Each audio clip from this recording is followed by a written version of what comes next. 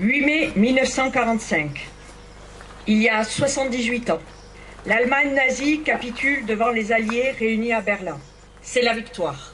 Ce jour-là, les forces de la liberté triomphent non seulement contre une armée, mais aussi contre une idéologie qui écrasait l'Europe et la liberté de ses peuples. Après 6 années de guerre, l'écho de l'armistice se répand partout sur le continent, apportant au peuple la joie de la libération et la fierté d'avoir vaincu. Après 6 années de terreur, la lumière se lève enfin sur tout un pays, révélant à la fois l'opprobre de ceux qui ont collaboré et le courage de ceux qui ont résisté pour permettre la victoire. Il y a 80 ans, l'année 1943 fut une année terrible. La répression s'accroît, l'extermination des Juifs d'Europe et des opposants au régime nazi bat son plein. Pourtant, le cours de la guerre change. À l'Est, les armées nazies ont perdu la bataille de Stalingrad. Au Sud, les Alliés ont débarqué en Afrique du Nord. Ils le feront bientôt en Italie. La Corse est libérée en septembre.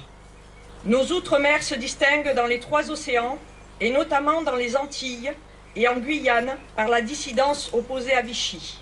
La 2e division blindée du général Leclerc est créée. Elle débarquera quelques mois plus tard en Normandie avant de libérer Paris, puis Strasbourg.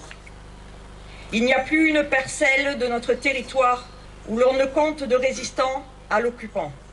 Chacun peut ressentir que le destin des armes a basculé. Même si la lutte sera encore longue, l'épreuve présente n'est pas terminée, mais voici qu'au loin se dessine la fin du pire drame de notre histoire, indique le général de Gaulle, Français libre et aux Français occupés dans son message du 14 juillet 1943.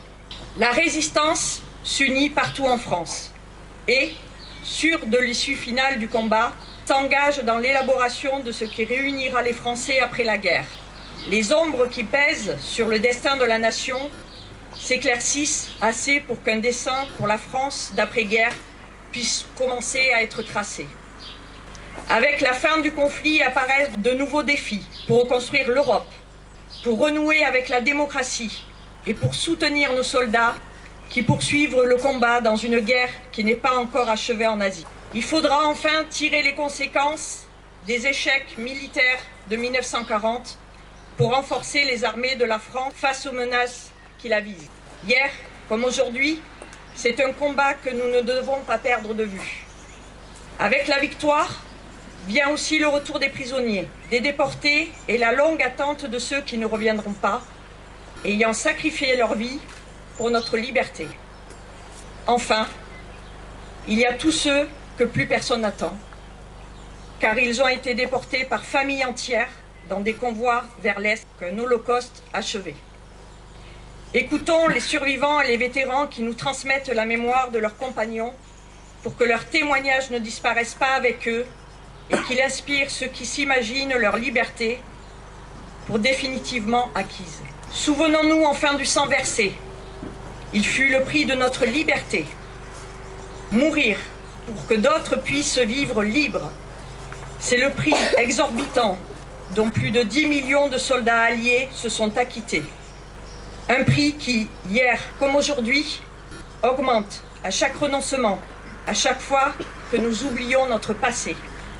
Au bout, le 8 mai 1945 offrit la plus grande gloire du monde aux femmes et aux hommes qui n'avaient pas cédé. La victoire leur offrit la liberté. Vive la République, vive la France.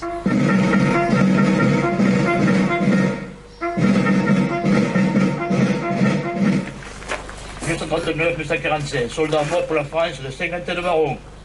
Garus, Émile, Yves. Mort pour la France. Cousineau, Marcel. Mort pour la France.